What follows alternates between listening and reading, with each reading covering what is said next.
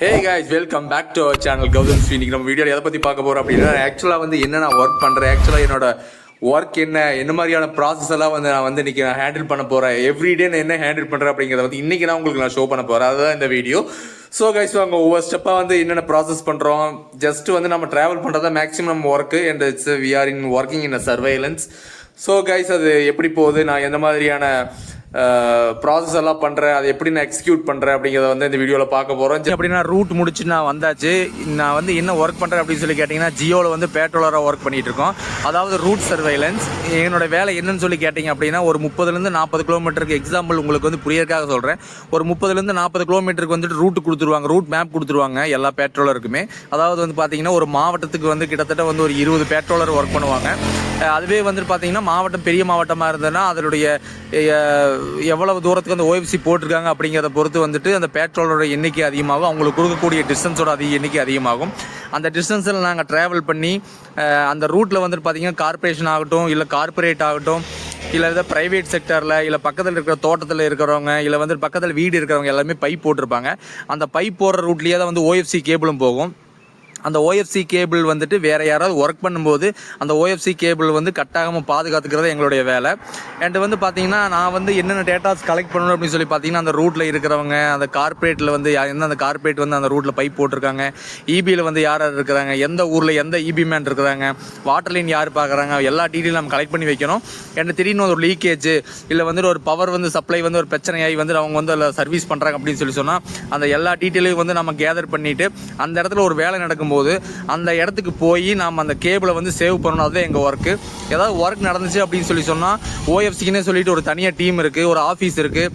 அவங்க வந்துட்டு பார்த்தீங்க அப்படின்னா வந்து தனியாக வந்து வண்டி கொடுத்து அதுக்கு ஒரு மேனேஜரு அண்ட் ஸ்ப்ளைசர்ஸ் 2-3 பேர் இருக்காங்க. ஆக்சுவலாக ஸ்ப்ளைசர்ஸ் அப்படின்னா யாருன்னு கேட்டிங்க அப்படின்னா, இந்த மாதிரி வந்து ஏதாவது தோண்டி வேலை செய்யும் போது எங்களுடைய கேபிள் கட் ஆயிடுச்சு அப்படின்னா வந்துட்டு அந்த கேபிள் கட்டான கேபிளை வந்து லிங்க் பண்ணுறவங்க தான் வந்துட்டு ஸ்ப்ளைசர்னு சொல்லுவாங்க. இந்த மாதிரி வந்துட்டு இந்த ரூட்டில் வர ஓஎஃப்சி வந்து சேவ் பண்ணுறதுக்காக ஒரு பெரிய டீமே வந்து இயங்கிட்டு இருக்குது. ஓஎஃப்சியில் பார்த்தீங்கன்னா ஏகப்பட்ட கனெக்ஷன்ஸ் இருக்குது. அதாவது வந்து இன்டர்சிட்டி கனெக்ஷன் இருக்குது, சிட்டி டு சிட்டி கனெக்ட் இருக்குது, சிட்டி டு கனெக்ட் இருக்கிற கேபிள்ஸ் எல்லாம் வந்து ரொம்பவே ப்ரீசியஸ், கலெக்டர் ரூட்டுன்னு சொல்லுவாங்க. அந்த கேபிள் எல்லாம் ரொம்பவே கேர்ஃபுல்லாக பார்த்துக்கணும். ஏன்னா அந்த மாதிரி கேபிள்ஸ் கட்டாச்சு அப்படின்னா வந்து அந்த சிட்டியில் இருக்கிற ஒரு 5-6 டவர் ஆகட்டும், எத்தனை டவர் வந்துட்டு அந்த மெயின் கேபிள் வந்து கனெக்ட் பண்ணியிருக்காங்களோ, ஒரு 6 டவர், ஒரு 10 டவரோட டேட்டா வந்து அந்த ஒரு கேபிள் கண்டெயின் பண்ணி கொண்டு போகும்போது அந்த கேபிள் கட்டாச்சு அப்படின்னா கிட்டத்தட்ட அந்த வேலை வந்து அதை ரீஸ்டோர் பண்ணுற வரைக்கும் 1 மணி நேரத்துக்கோ 2 மணி நேரத்துக்கோ வந்துட்டு அந்த 7-8 டவரும் வந்து டவுன் ஆகிறதுக்கு வாய்ப்பு இருக்குது. அந்த மாதிரி சமயங்களில் தான் வந்து நம்ம ஃபோன் பேசிகிட்டு இருக்கும்போது சிக்னல் கட் ஆகிறது, 1 மணி நேரம் 2 மணி நேரத்துக்கு வந்து சிக்னல் வராமல் இருக்கிறதுக்கு காரணம் அதுதான். ஸோ அந்த ஓஎஃப்சியை வந்துட்டு சேவ் பண்ணுற டிபார்ட்மெண்ட்டில் தான் நான் இருக்கேன். அண்டு பார்த்தீங்க அப்படின்னா வந்து இந்த ஒர்க்கு எந்த அளவுக்கு வந்து இம்பார்ட்டன்ட் அப்படின்னு சொல்லி கேட்டிங்க அப்படின்னா, இந்த மொத்த ஒரு சிட்டிக்கே வந்துட்டு கம்யூனிகேஷன் அப்படிங்கிறது எவ்வளோ முக்கியம் அப்படின்னு சொல்லி தெரியும். இந்த கம்யூனிகேஷன் அப்படிங்கிறது நார்மலாக ஃபோன் பேசுகிறது மட்டும் கிடையாது. இதில் வந்து ஃபைபர் இருக்குது, நார்மலாக ஃபோன் பேசுகிறவங்களுடைய கம்யூனிகேஷன் இருக்குது.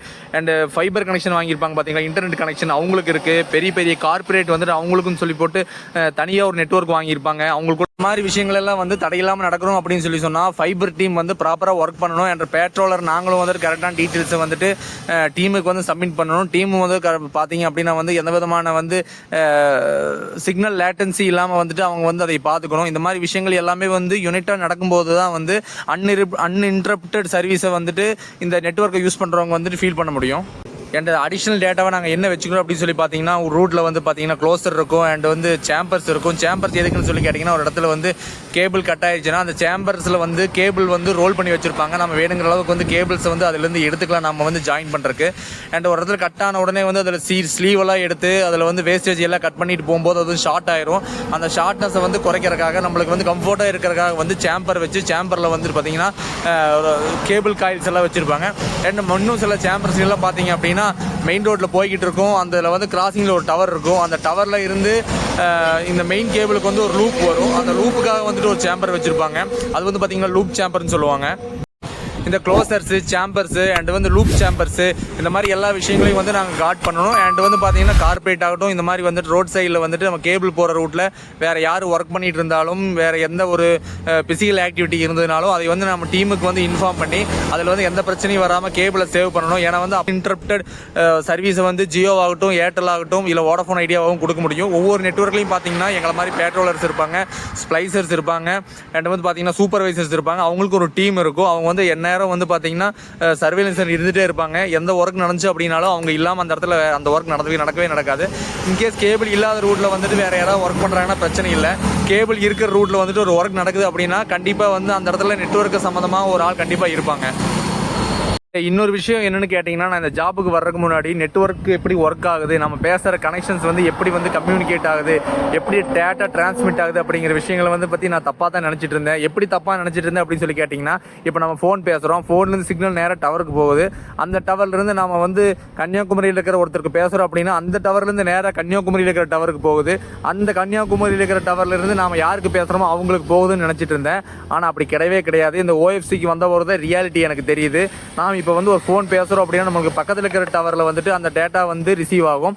அந்த டேட்டாவை வந்துட்டு அதை வந்து டிஜிட்டல் சிக்னலாக மாற்றி கீழே மண்ணுக்குள்ளே சொன்ன பார்த்தீங்களா ஓஎஃப்சி, அந்த ஓஎஃப்சி வழியாக தான் வந்துட்டு அந்த கன்னியாகுமரிக்கு இருக்கிற பக்கத்தில் நம்ம யாருக்கு வந்து ரிசீவ் பண்ணணும்னு நினைக்கிறோமோ நம்ம ரிசீவருக்கு ஒரு தனி ஐடி கொடுத்துருப்பாங்க. அந்த ஐடி தான் ஃபோன் நம்பரு. அந்த ஐடிக்கு வந்துட்டு போகும். அந்த ஐடி வந்துட்டு எந்த டவரில் வந்து மெர்ஜ் ஆகிருக்குதோ அந்த ஐடிக்கு போகும். அந்த டவர் ஐடிக்கு போய் அந்த டவரில் இருந்து தான் வந்துட்டு டிரான்ஸ்மிட்டர் மூலமாக வந்துட்டு நம்ம யாருக்கு வந்து அதாவது டெஸ்டினேஷன் காலருக்கு வந்து ரீச் ஆகும். இதுதான் வந்து ஆக்சுவலாக நடந்துட்டு இருக்குது. ஆனால் வந்து இதை பற்றி நிறைய பேருக்கு தெரியாது. இது உள்ளே வந்ததுனால தான் வந்து எனக்கு தெரிஞ்சது. இந்த விஷயத்தை வந்து நான் உங்கள்கிட்ட ஷேர் பண்ணணும்னு நினச்சேன். அதுக்காக தான் இந்த வீடியோ.